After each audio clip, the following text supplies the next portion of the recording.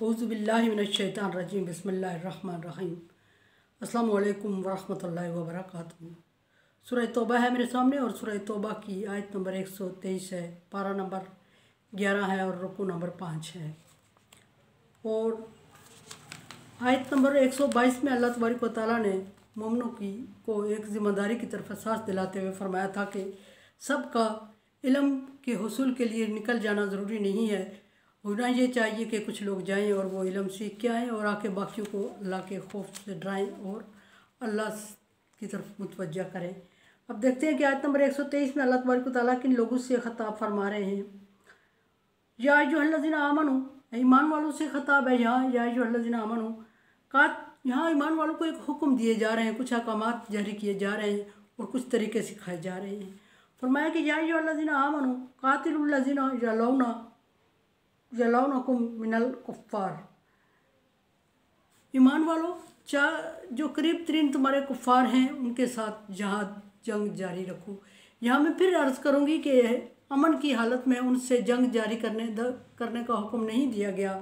अगर किसी मुस्लिम या गैर मुस्लिम कंट्री में मुसलमान और गैर मुस्लिम और इकट्ठे रह रहे हैं और वो पुरअमन ज़िंदगी गुजार रहे हैं तो वहाँ इस हुक्म को लागू नहीं किया जाएगा और ये हुक्म उन लोगों के लिए नहीं है।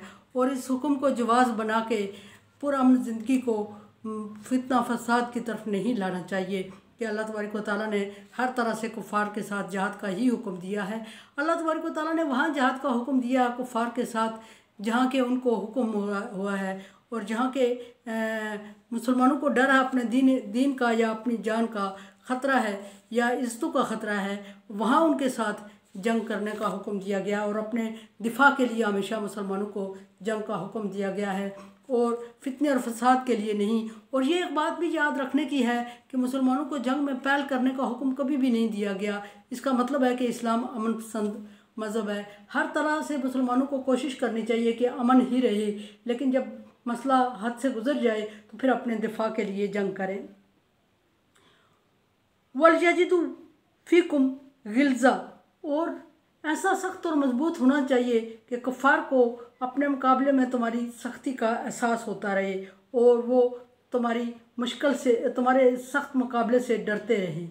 इस तरह होना चाहिए, बुज़दिलाना और कमज़ोर रवैया नहीं रखना चाहिए। ये जंग के दौरान की बात हो रही है। वालमू अन्नल्लाह, और ये भी होना चाहिए कि मुसलमानों से हुक्म है कि वो उनको तुम्हारा रोब होना चाहिए, दबदबा होना चाहिए। और नंबर 2 ये कि वो तुमसे सीखें, ऐसा ना हो कि तुम उनके पैरोकार बन जाओ, पैरवी करने लगो। वो सीखें तुमसे और उन्हें समझ आए कि मुसलमानों में जंगी तदाबीर, जंगी हिकमत अमली या इल्म है और हमसे कहीं आगे हैं और ये इस्लाम की खैर बरकत की वजह से है। फिर फरमाया कि वालमू अन्नल्लाह माल मुत्तकीन, और परहेज़गार रहो। परहेज़गारी का मतलब ये है कि अल्लाह से डरते रहो, मैदान जंग में हो या अमन में हो, सफ़र में हो या हज़र में हो, घर में हो या बाहर हो, जिस जगह भी हो वहाँ अल्लाह के डर को और अल्लाह के खौफ को अपने ऊपर हावी रखो।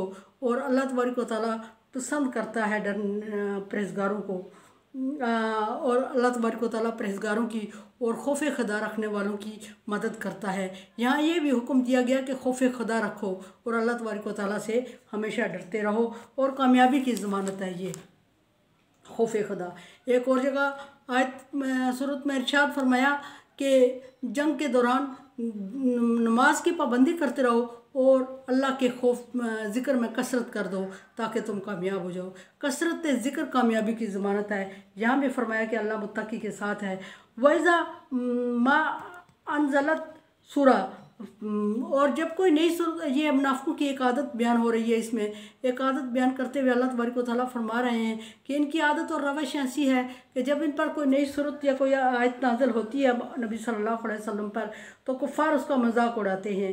और मजाक उड़ाते हैं कुछ लोग, सारों की बात नहीं हो रही है, उनमें से कुछ लोग ऐसे भी हैं जो नई नाज़िल करदा सूरत और आयत का मजाक उड़ाते हैं और मजाक किन अल्फाज में उड़ाते हैं। फरमाया कि सूरा मिनहुम मन यक़ूलु अय्युकुम ज़ादतहु हाज़ी ईमाना, कौन शख्स है कि इस आयत के नाज़िल होने से उसके ईमान में इजाफ़ा हुआ है। यानी मजाक उड़ाते हुए कहते हैं कि किस किस के ईमान में इस सूरत के नाज़िल होने पर इजाफ़ा हुआ है। ये मज़ाहिया अल्फाज हैं और अल्लाह तबारक व तआला के पसंदीदा अल्फाज नहीं है। अल्फाज वही होते हैं, बाज़ दफ़ा उनमें मज़ा होता है, बाज़ दफ़ा तंज़ होता है और बाज़ दफ़ा मोहब्बत और मुखलसी होती है। यहाँ तंज़िया अल्फाज बोले जा रहे हैं कि कौन कौन है जिसके ईमान में इजाफ़ा हुआ इस सूरत के नाज़िल होने। यानी दूसरे अल्फाज में ये बात है कहने की कि सूरत के नाज़िल होने की ज़रूरत क्या थी, क्या किसी के ईमान में इजाफ़ा हुआ है, क्या किसी का ईमान बढ़ा है, ये आपस में एक दूसरे से तंज़ करके पूछते हैं। ऐसे बहुत सारे तंज़ इस सूरत के पिछले रुकू में भी नबी सल्लल्लाहु अलैहि वसल्लम के लिए उन्होंने किए, जो नबी सल्लल्लाहु अलैहि वसल्लम को बर वक्त अल्लाह तबारक व तआला ने आगाह कर दिया था और फिर वो शर्मिंदा हुए थे जब नबी सल्लल्लाहु अलैहि वसल्लम के पास आए। इसी तरह ये भी एक ऐसा तंज़ है जिसको नबी सल्लल्लाहु अलैहि वसल्लम को आगाह कर दिया गया है कि आपस में वो जो बैठते हैं तो दीन इस्लाम के बारे में या कुरान पाक के नज़ुल के बारे में वो इस तरह के मजाक उड़ाते हैं। हाज़ी ईमाना। और अब फिर नबी सल्लल्लाहु अलैहि वसल्लम को हमेशा से ये अल्लाह तबारक व तआला की फितरत रही है कि जब भी नबी सल्लल्लाहु अलैहि वसल्लम को उनकी किसी साजिश से, कुफार के मुनाफिकों की किसी साजिश से आगाह किया गया, तो किसी मशवरे से आगाह किया गया, तो साथ ही नबी सल्लल्लाहु अलैहि वसल्लम को जवाब भी सिखाया गया और साथ ही नबी सल्लल्लाहु अलैहि वसल्लम को वह अल्फाज भी सिखाए गए जिसके साथ वो अपना दिफा कर सकें और साथ नबी सल्लल्लाहु अलैहि वसल्लम को तसल्ली भी दी गई। और फरमाया कि फ़अम्मल लज़ीना आमनू, आप उनसे ये कहें कि नबी आप उनसे ये कहें कि जो लोग ईमान लाए हैं, जो ईमान वाले हैं, ज़ादतहुम ईमाना, डेफिनेटली हकीकत और यकीनन उनके ईमान में इजाफ़ा भी हुआ है। यानी वो कह रहे हैं कि किस किस के ईमान में इजाफ़ा हुआ है इस सूरत के नाज़िल होने पे। आप उनको जवाब दें कि ईमान पे मुनहसर है, अगर कोई ईमान वाला है तो डेफिनेटली उसके ईमान में इजाफ़ा हुआ होगा और अगर कोई ईमान वाला नहीं है तो उस पर इस सूरत का असर नहीं हुआ होगा। और अगर सूरत का असर नहीं हुआ है तो इसका मतलब ये नहीं कि आप सूरत या कुरान पाक पर तंज़ करें, कलामुल्लाह पर तंज़ करें, बल्कि उसका मतलब ये है कि आपके अंदर ईमान नहीं है और अपने ईमान के बारे में सोच विचार करें। और अगर आपके अंदर ईमान नहीं है तो डेफिनेटली सूरत के नाज़िल होने या ना होने से आप पर कोई फ़र्क नहीं पड़ेगा, नबी के डराने ना डराने से आप पर कोई फ़र्क नहीं पड़ेगा, अज़ाब के आने ना आने से आप पे फ़र्क नहीं पड़ेगा। ज़ादतहुम ईमाना वहुम यस्तबशिरून, और जिन लोगों के ईमान हैं उन पर सूरत नाज़िल होने पर ना सिर्फ उनके ईमान में इजाफ़ा हुआ है बल्कि उनको खुशखबरी भी मिली है अल्लाह तबारक व तआला की तरफ से। और सूरत के नाज़िल होने के साथ ही अल्लाह तबारक व तआला ने उनके लिए खुशखबरी भी भेजी है। और अगर आप लोगों पर अल्लाह तबारक व तआला ने दिलों पर, कानों पर मोहर लगा दी है और आप पर इस सूरत का असर नहीं हो रहा है तो इसमें सूरत का कसूर नहीं बल्कि आपके ईमान नहीं है। व अम्मल लज़ीना, और फिर दूसरी बात उनसे ये कहें कि अम्मल लज़ीना फ़ी क़ुलूबिहिम मरज़, लेकिन जिनके दिलों में बीमारी है और जिनको अल्लाह तबारक व तआला ने, यानी बीमारी ये कि कुफ्र और नफाक भरा हुआ है और इस बीमारी भी ऐसी है कि इसके बारे में अल्लाह तबारक व तआला ने फरमा दिया कि लाइलाज बीमारी है, इसका कोई इलाज नहीं, इसको कम नहीं किया जा सकता। फरमाया ज़ादहुमुल्लाहु मरज़ा, इस बीमारी को अल्लाह तबारक व तआला बढ़ाते ही जाते हैं और बढ़ती ही रहती है ये बीमारी। फरमाया कि फ़ी क़ुलूबिहिम मरज़, और जिनके दिलों में बीमारी है, अल्लाह तबारक व तआला ने बीमारी डाल दी है, फ़ज़ादतहुम रिज्सा, तो उनकी नापाकी और पलीदी आयत के नाज़िल होने के साथ बढ़ती ही जाती है। अल्लाह तबारक व तआला के कलाम के साथ भी उनकी नापाकी और पलीदी बढ़ती जाती है, क्योंकि अल्लाह तबारक व तआला ने इनकी बीमारी को बढ़ाना ही है। और ये इनकी बीमारी, कुरान पाक नाज़िल हुआ बीमारी के इलाज के लिए, लेकिन चूँकि इनकी बीमारियों के अल्लाह तबारक व तआला ने बढ़ाने का वादा किया हुआ है, सो इनकी बीमारी बढ़ती ही जाएगी। रिजसन पलीद हैं, इला रिजसिहिम, उनकी पहली नजासत में, उनकी पहली नापाकी में, उनकी पहली पलीदी में और इजाफ़ा ही हुआ है। आयत के नाज़िल होने से कोई कमी नहीं हुई। वो मातू, और वो मर जाएंगे, वहुम काफिरून, और वो कुफ्र की हालत में ही मरेंगे और अल्लाह तबारक व तआला ने कभी उन पर रहम नहीं करना और वो ईमान नहीं लाएंगे। तो अगर सूरत नाज़िल हुई भी है तो कुफ्र वालों के लिए उनके ईमान ही नहीं है, सो उनकी नापाकी में इजाफ़ा हुआ है, और ईमान वालों की ईमान में इजाफ़ा हुआ है और उनको जन्नत की और अल्लाह तबारक व तआला की रज़ा की खुशखबरी भी साथ साथ मिली है।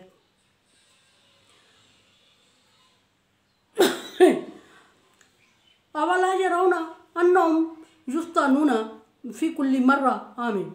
नबी सल्लल्लाहु अलैहि वसल्लम, आप तीसरी बात उनको ये बताएं कि क्या वो नहीं देखते कि हर साल में वो एक बार या दो बार ज़रूर किसी मुश्किल या अज़ाब में मुब्तला किए जाते हैं, और ये वजह नाफरमानी और अल्लाह तबारक व तआला के कलाम का मजाक उड़ाना ही है। फरमाया कि मा तुम वला यरौना अन्नहुम जो तानूना फ़ी कुल्ली आमिन मर्रा औ मर्रतैन, हर साल में एक या दो दफ़ा उन पर अजाब या कोई मुसीबत या कोई आजमाइश ज़रूर नाज़िल होती है, और इससे बड़ी और उनके लिए और क्या मुश्किल होगी और क्या मुसीबत होगी, और नाशुक्री और आयात का मजाक उड़ाने का और क्या उन पर सज़ा होगी। और ये सज़ा दुनिया के लिए है, रसवाई है, और अल्लाह तबारक व तआला ने इनको बढ़ाना ही है इनकी नापाकी को, लेकिन जो असल सज़ा है वो अल्लाह तबारक व तआला ने उनके लिए आखिरत में रखी हुई है। सुम्मा ला यतूबूना, और इतनी आजमाइश में, साल में एक दो बार आजमाइश में मुब्तला होने के बावजूद वो तौबा नहीं करते और वो अल्लाह तबारक व तआला से डरते नहीं हैं, और बजाय इसके कि वो डरें वो अल्लाह तबारक व तआला का और ईमान वालों का और अल्लाह के कलाम का मजाक उड़ा रहे हैं। वला हम यज़क्करून, और ना वो तौबा करते हैं और वो नसीहत इख्तियार करते हैं। ये इनके लिए बदबख्ती है।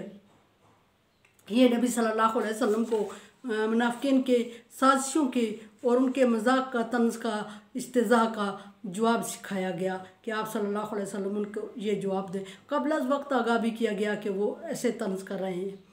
और